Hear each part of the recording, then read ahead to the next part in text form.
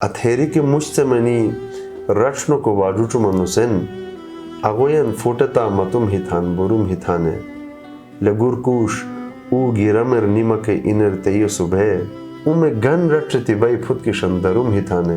Culture इंसान की पहचान है। वो कौमें जिन्होंने अपने कल्चर को अपनी ज़बानों को पसे पुश डाल दिया ना, आज दुनिया ने उन्हें पसे पुश डाल दिया। पता है किस लिए हम रात भर जगाए गए, पता है किस लिए हम रात भर जगाए गए, क्या हमारे ख्वाब किसी और को दिखाए गए, हमारे ख्वाब किसी और को दिखाए गए और जाने वाले तो उजाले में ही चले गए थे, चिराग सारे मगर बेसबब बुझाए गए।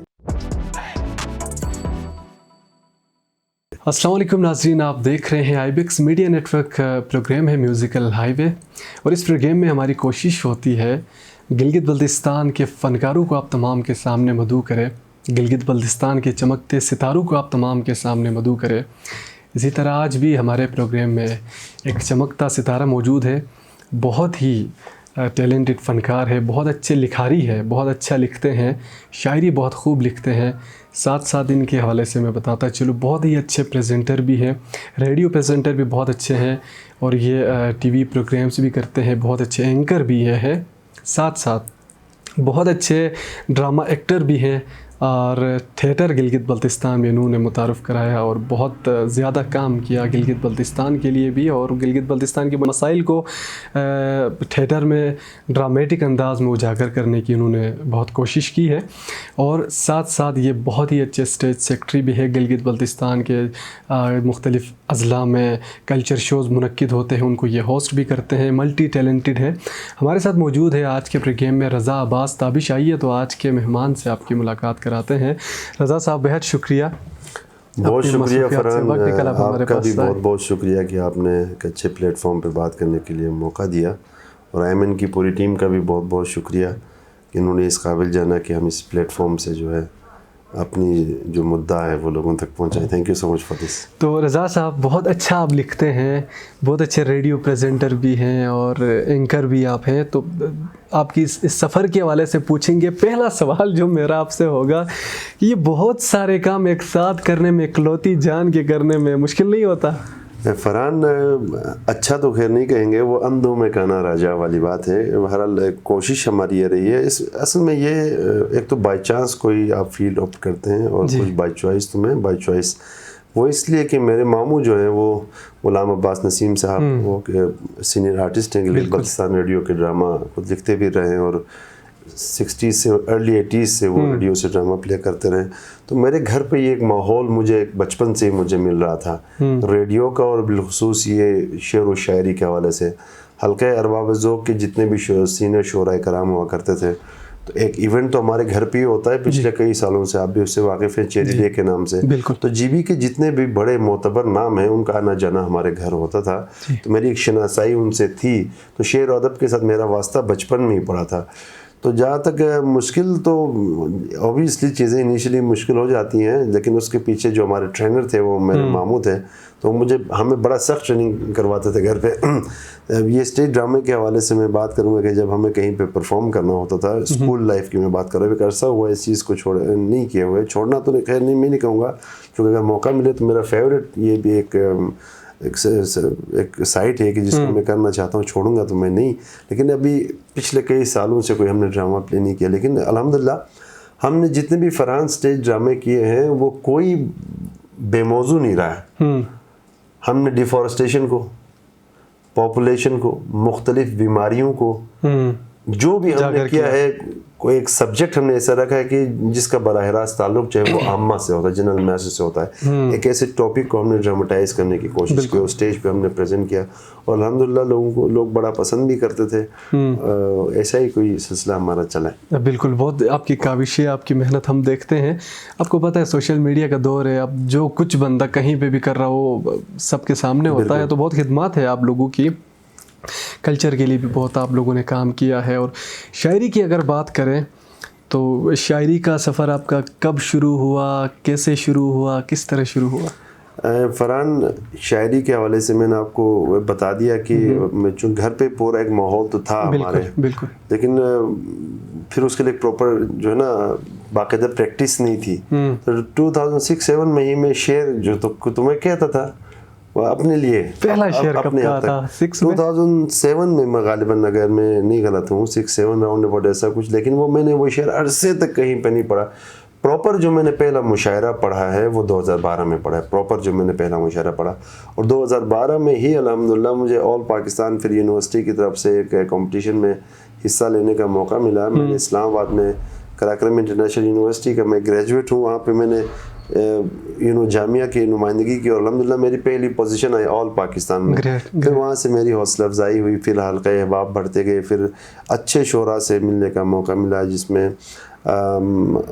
अल्लाह गरी के रहमत करे मेरे उस्ताद मोहतरम, जो बहुत कुछ उनसे हमने सीखा, न सिर्फ शेर कहना बल्कि कैसे मिलना है लोगों से, मोहब्बतें कैसे आगे करनी है, ये सब उस्ताद जमशीद खान मरहूम साहब, खुदा उन्हें गरी के रहमत करे, अमीन ज़िया साहब थे, फिर इसी तरह से हफीज़ शाकिर साहब थे, मेरे मामू इन महफिलों में लेकर जाते थे, मेरे मामू गुलाम अब्बास नसीम साहब होते। फिर धीरे धीरे एहसान शाह साहब से शनासाई हुई, फिर अजीज़ साहब से शनासाई हुई, देगर अच्छे शोरा से। तो फिर ये सीखने का सिलसिला जो है जारी है और अभी हम सीख रहे हैं। अच्छे शोरा हमें अच्छी मतलब इनिशियल स्टेज पे ही हमें अच्छे शोरा मिले, जिसकी वजह से जो है ना अल्हम्दुलिल्लाह लोग जो है वो पसंद करने लगे। ज़बरदस्त, अच्छी बात है। तो कौन सा कलाम सबसे पहले आज के हमारे प्रोग्राम में हमारे नाजरीन की नज़र करेंगे? फरहान, कलाम गज़ल से शुरू करते हैं। चलें, गज़ल के 2-3 शेर में सुनाता हूँ। ये 2 साल पहले की ये गज़ल है, अगर इजाज़त हो तो। कि मतलब कुछ यूँ था, तुझे क्या गरज तेरा क्या मसला है, हाँ, क्या कहना, तुझे क्या गरज तेरा क्या मसला है, मुझे इश्क है ना मेरा मसला है, क्या कहना।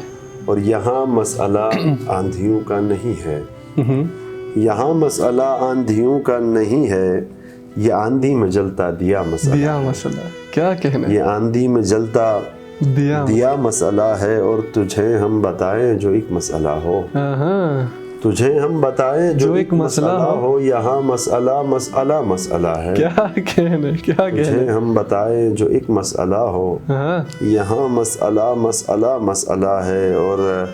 और शेर कहा था कि यहाँ मसला मसला मसला है, और यहाँ झूठ पढ़ने के आदी हैं सब लोग, किसी ने अगर सच लिखा मसला है, क्या किसी ने अगर सच लिखा मसला है। और आखिरी शेर है कि मैं मिलने को तुमसे अभी मिलने आऊँ, ये ख़ास इन दिनों में लिखा गया शेर था कि मैं मिलने को तुमसे अभी मिलने आऊँ, मगर इन दिनों एक वबा मसला है, मगर इन दिनों एक वबा मसला है। ये गज़ल शेर थे जो मैंने आपको सुना। बहुत खूबसूरत कलाम आपने लिखा है, बहुत अच्छा, बहुत ज़बरदस्त, बहुत मज़ा आया।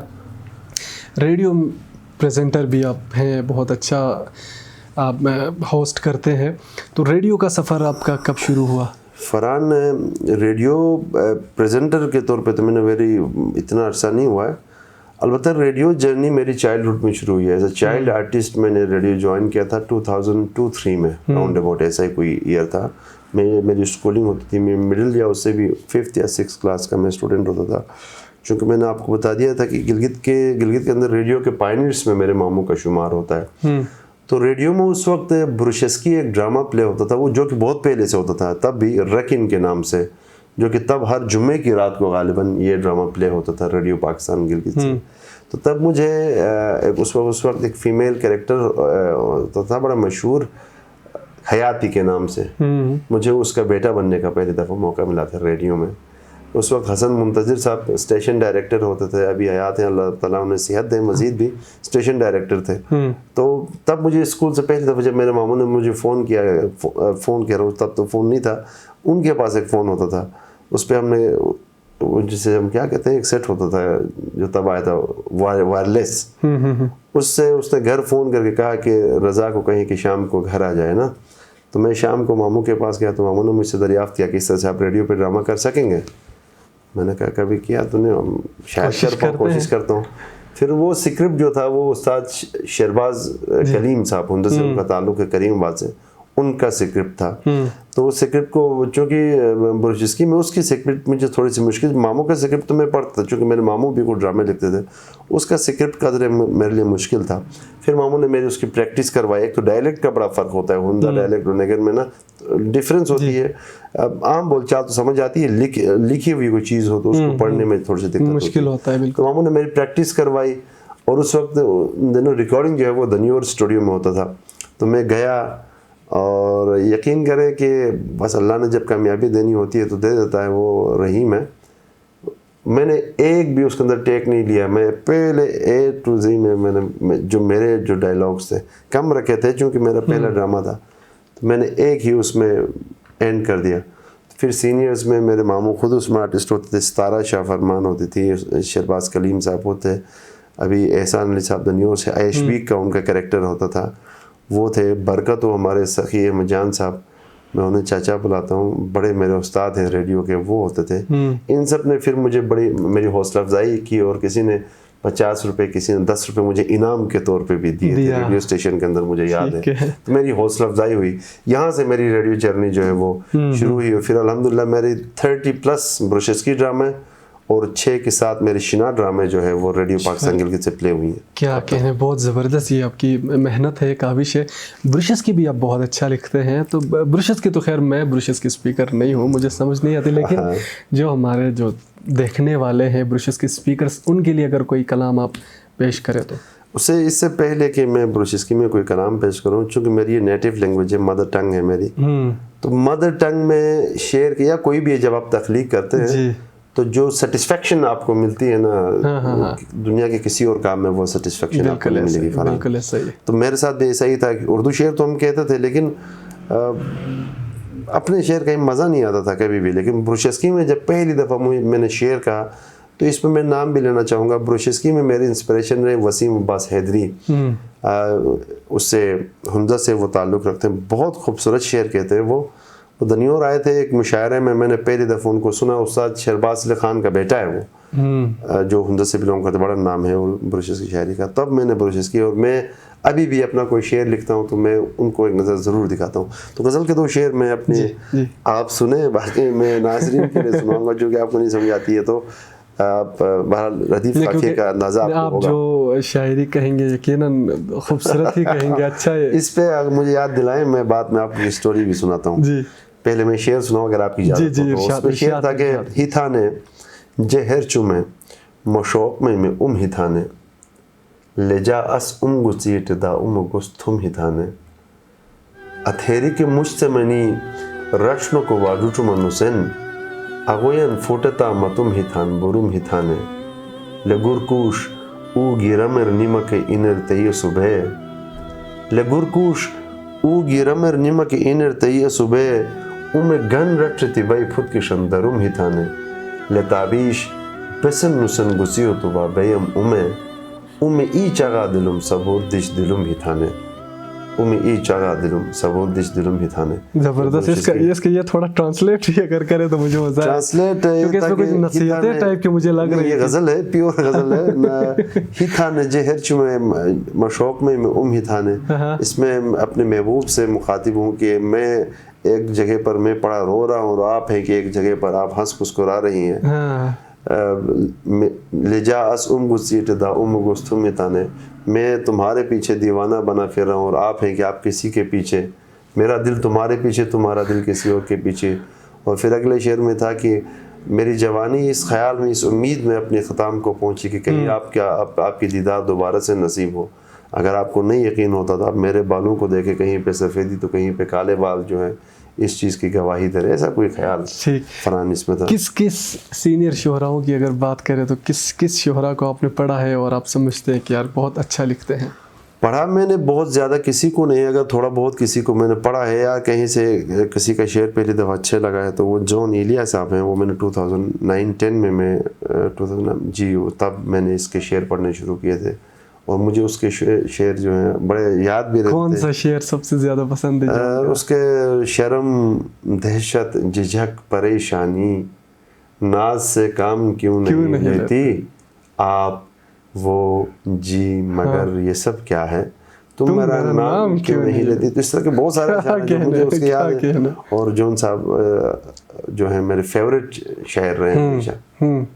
जॉन की कौन सी अदा आपको पसंद आई? उसकी बेसाख्तगी कहें क्या कहें, बस उसका हर अदा मुझे उसकी पसंद है। एक तो पहले तो जॉन को पढ़कर इतना नहीं समझ आया, जब बाद में उससे शनासाई हुई सोशल मीडिया के ज़रिए तो उसके शेरें फिर उसके अशार जो है फिर बैठने लगे जहन में ना सही तरह से।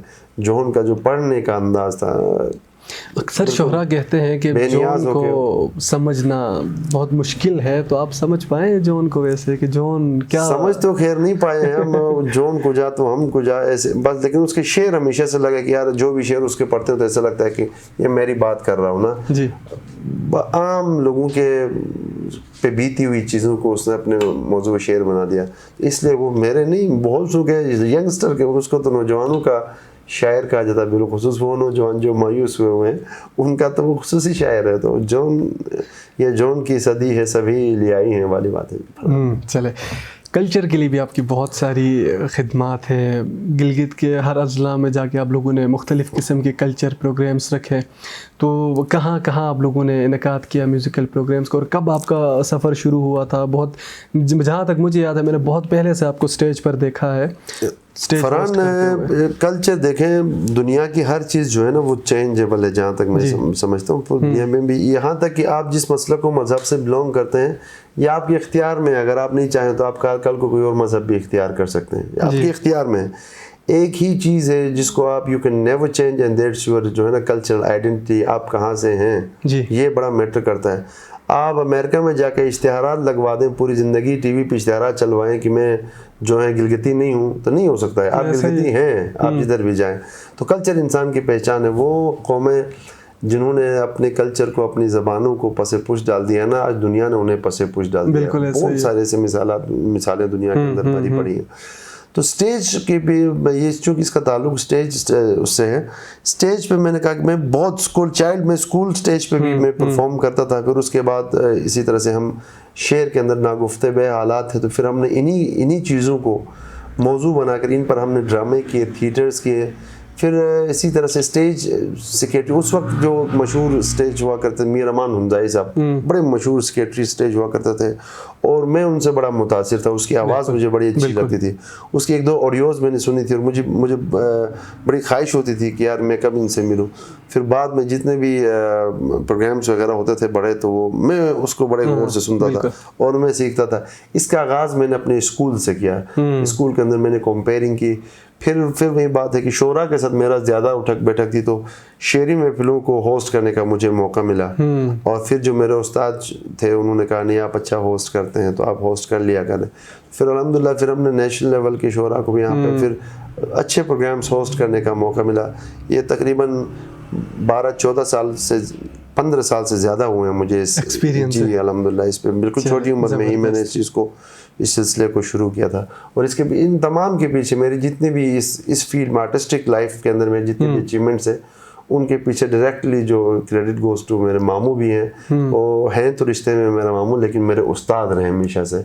उन्होंने मुझे हर तरह से सिखाया है और आज भी कहीं पे कोई ऐसी गलती होती है तो प्लेटफॉर्म तो वो मुझे देते हैं कि आप ये कर लें, लेकिन आज भी वो मुझे बड़े कीनली देखते हैं, बड़े बारीक बीनी से, और बाद में मुझे बताते हैं कि यार ये चीज़ अगर नेक्स्ट टाइम इस तरह करो तो ज़्यादा मुनासिब होगा। तो ये लर्निंग का फिर मैंने कहा कि सीखने का अमल जो है वो सिलसिला आगे जारी रहता है। बिल्कुल, आपके जो मामू है गुलाम अब्बास नसीम उस्ताद मेरे प्रोग्राम के मेहमान भी रह चुके हैं। बिल्कुल, तो उनके साथ जब हमारी गुफ्तगू होती है, प्रोग्राम के अलावा भी कहीं पर बैठते हैं, बातों में बहुत कुछ उनसे सीखने को मिलता है। वो एक मिसाल है ना कि 1 करोड़ का एक बात करता है, ये बात वो बोले तो बातों से फूल झड़ते हैं, ये बात है तो चलो बात करके देखते हैं। तो उनका ऐसा है, वो जब बोलते हैं उनका तो जो मौजू जो उनका जो सिन्फ है वो तंज़ व मज़ाह है, लेकिन तंज़ व मज़ाह भी अब इस तरह के मज़ाह के नाम पर बिलो द बेल्ट बातें होती हैं। आपने हमारी मीडिया पर ऐसे शोज कॉमेडी के नाम पे आपने देखे होंगे, गालम गलोच तक चीज़ें आ गई हैं। बिल्कुल ऐसा ही है। और फिर हम फैमिलीज़ के साथ बैठ के ना हमारे मैदे ने उनको हज़म करना शुरू किया, अभी हमें अजीब लगता है। लेकिन मेरे मामू ने अपने मज़ाह के अंदर भी माशरती इविल्स को, यही जो दूरियां हैं, जो फ़िरका वाराना फसाद है, इन्हीं को अपना मौजू बनाकर जो है लोगों को बिल्कुल हमेशा से उन्होंने मोहब्बत का पैगाम दिया है, अमन का पैगाम दिया है।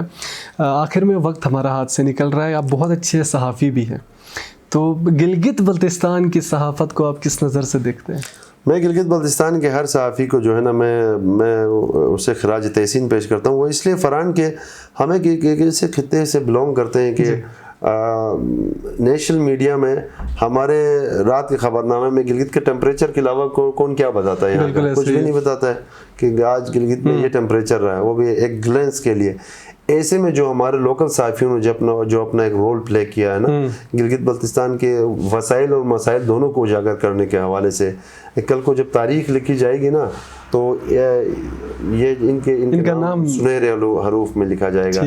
आज जो गिलगित बल्तिस्तान को दुनिया पहचानती है, इसके पीछे किसने क्या किया? यही सहाफ़ी हैं जिन्होंने अपना तेल जला के अपने जेब से खर्चे करके कहाँ से कहाँ गए। फुटेज कैमरे तो अभी रिसेंट आए हैं, ये जो हमारे सीनियर सहाफ़ी हैं जिन्होंने अपनी ज़िंदगियाँ इस चीज़ के लिए सर्व कर दी हैं।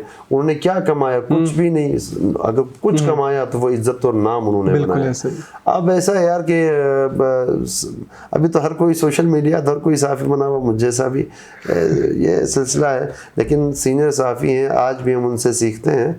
प्रेस क्लब में कभी कभी जाने का मौका मिलता है तो मीर साहब आपके पास यहाँ पर हैं, बड़े सीनियर जर्नलिस्ट हैं। इनके शो को मैं देखता हूँ और हमेशा मैं इनसे चीज़ें सीखने की कोशिश करता हूँ। बिल्कुल ऐसे, लेकिन एक नेगेटिव चीज़ यहाँ पे भी आ रही है, जो सोशल मीडिया की जो सहाफ़त है आजकल, जो जिसके पास टच मोबाइल है वो सहाफ़ी बना हुआ है, कॉपी पेस्ट का जो अमल कुछ ज़्यादा ही चल रहा है, तो ये नामुनासिब बात भी है। आज आपको पता है कि हम दोनों एक और प्लेटफॉर्म के साथ भी कनेक्टेड थे। मैं वहाँ पे भी यही बात कर रहा था कि हम जो है ना कॉपी भी करना तो एक दफ़ा क्रॉस वेरिफिकेशन जरूर करनी चाहिए हमें कि यार ये वाकई में ऐसा है। कम देखिए जब आप कोई चीज़ फेसबुक पे आप करते हैं तो आप ऑन करें ना इस चीज़ को, आपको जिम्मेदारी लेनी पड़ती है कि बाद में इसके क्या कंसिक्वेंसेस होंगे।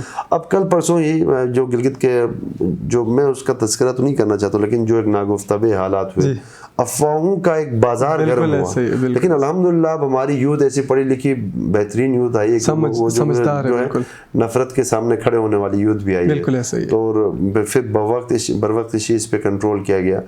हमारी एक अफवाह से कितनी खराबियां सोसाइटी के अंदर पैदा हो सकती है हमने कभी सोचा ही नहीं है। तो लिहाजा हमें इस हवाले से बड़ी संजीदगी से सोचने की ज़रूरत है। और मैं जर्नलिज्म के हवाले से मैं गवर्नमेंट से भी अपील करूंगा कि जितने भी हमारे जर्नलिस्ट हैं, जो यंगस्टर जो अभी सीख रहे हैं, उनके लिए कोई ऐसी प्रॉपर इंस्टीट्यूट ट्रेनिंग के सिलसिले होने चाहिए। सोशल मीडिया पूरी एक जो है ना सहाफ़ी बना हुआ है हर दूसरा बंदा, तो पूरी एक स्टडी है। तो मैं गवर्नमेंट से भी गुजारिश करूंगा कि how to use the social media. खुद में फिर सोशल मीडिया की आपने बात की, गवर्नमेंट एम्प्लॉयज कितने सारे हैं जो इसी सोशल मीडिया के नजरसानी करने की, बिल्कुल इनको एजुकेट किया जा सकता है। सोशल मीडिया एजुकेशन बहुत लाजमी है, वरना कल को ऐसे हालात रोनुमा हो सकते हैं कि इसकी वजह से हमारे माशरे पर बहुत ही गलत असर पड़ेगा। वक्त हाथ से निकल रहा है, जाते जाते एक और आपका कलाम सुनेंगे, क्या सुनाएंगे? फरहान 2 शेर चलें सुना देते हैं आपको कि पता है किस लिए हम रात भर जगाए गए, पता है किस लिए हम रात भर जगाए गए, क्या हमारे ख्वाब किसी और को दिखाए गए, हमारे ख्वाब किसी और को दिखाए गए, और जाने वाले तो उजाले में ही चले गए थे, चिराग सारे मगर बेसबब बुझाए गए। क्या कहना। एक और शेर मुझे मजा आ रहा है आपसे सुनने में। 2 शेर और सुनाते हैं चलो आपको। मैं अब भी रोता हूँ लोगों को ये बताते हुए, मैं अब भी रोता हूँ लोगों को ये बताते हुए, मैं रो पड़ा हूँ बहुत बार मुस्कुराते हुए, क्या मैं रो पड़ा हूँ बहुत बार मुस्कुराते हुए, और वो रोशनी न मिली जिसकी थी तलाश हमें, वो रोशनी न मिली जिसकी थी तलाश हमें, कई चिराग जलाए कई बुझाते हुए, क्या कहने। और वो एक पल ही सही हाथ तो थामा वो मेरा, हाय हाय मेरी कलाई पे पेन से घड़ी बनाते हुए। हाय हाय हाय, मेरी क्या कलाई पे कहना। पेन से घड़ी बनाते। बहुत खूब, बहुत आला, यकीन जानिए बहुत अच्छा आप लिखते हैं और इस अमल को, इस काविश को जारी रखिए बहुत शुक्रिया ताकि हम आपके कलाम इसी तरह मज़ीद भी शुक्रिया सुन सके। तो जाते जाते देखने वालों को, सुनने वालों को कोई पैगाम? फरहान, बस यही पैगाम है कि गिलगित बल्तिस्तान को मोहब्बतों की ज़रूरत है। ये मोहब्बतों का गहवारा है, अमन का बिल्कुल गहवारा है। खुदारा अपनी एक छोटी सी गैर जिम्मेदारी से ना इस अमन को, इस अमन के जन्नत को जी आग न बना दें। वो कहते हैं ना कि जिम्मेदारी कोई शे नहीं होती है, एहसास जिम्मेदारी बहुत बड़ी शे होती है। कोई भी छोटा से छोटा काम भी कर लें तो जिम्मेदारी के साथ कर लें, बिल्कुल। तो फिर और हमेशा डिपेंडेंट ना रहें दूसरों पर। बस यही कहना चाहूँगा। Thank you so much. बहुत शुक्रिया ताबिश फरहान भाई, आपको और आपकी आपकी पूरी आमद का टीम का बेहद बहुत शुक्रिया। जी तो प्यारो, आज के हमारे प्रोग्राम के मेहमान रहे रज़ा अब्बास ताबिश। इनकी बातें तो आपने सुनी और उम्मीद है ये प्रोग्राम आप तमाम को बहुत अच्छा लगा होगा, क्योंकि हमने बहुत सारी चीज़ों को टच दिया, बात की इनकी जर्नी के हवाले से, इनकी लाइफ के हवाले से। हमने बात की गिलगित के कल्चर के लिए भी इन्होंने काम किया है। ये प्रोग्राम आपको पसंद आया तो कमेंट्स बॉक्स में अपनी राय ज़रूर लिख भेजिए और इसको अपने प्यारों के साथ शेयर भी करना है। और जाते जाते यही कहूँगा, आपस में हमेशा मोहब्बत से रहे, प्यार से रहे और कोशिश करें नफ़रतों को मिटाए, मोहब्बतों के बीज बोए। और रिश्तों की अहमियत रफ्ता रफ्ता ख़त्म हो चुकी है। कोशिश करें रिश्तों की कद्र को समझे, रिश्तों की अहमियत को समझे। लिखते हैं कि गम बांटने की चीज़ नहीं, फिर भी दोस्तों एक दूसरे के हाल से वाकिफ़ रहा करो। इजाज़त दीजिए, अल्लाह निगहबान।